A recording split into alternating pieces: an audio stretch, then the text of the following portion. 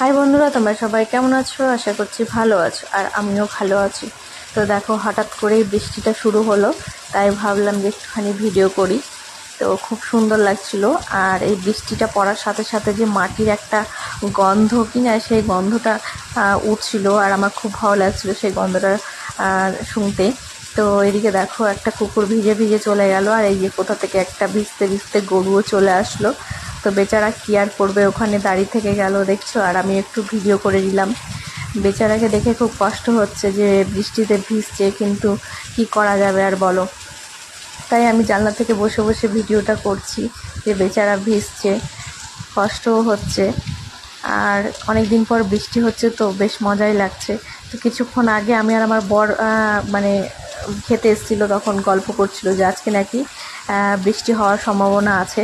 তা আমি আবার হেসে বললাম যে হোক তো, আগে হোক তারপরে। তো যেরকম কথা সেরকমই বৃষ্টি। তো বর যাওয়ার পরপরই বৃষ্টিটা শুরু হয়ে গেছে। তো দেখো, বাইরের দিকটাতে আসলাম ঘর থেকে, কি সুন্দর লাগছে। এদিকে দেখো, লেবু গাছটায় কত লেবু যে ধরেছে, তার আর বলার কথা নাই। গাছটাও সুন্দর লাগছে দেখতে। আর এদিকে দেখো, পেঁপে গাছটা তো প্রচুর পেঁপে ধরেছে, অনেক পেঁপে খাওয়াও হয়েছে। আর এদিকে কাঁঠাল গাছটাতেও অনেক কাঁঠাল ধরেছিল, সেগুলো পেড়ে নিয়ে গেছে।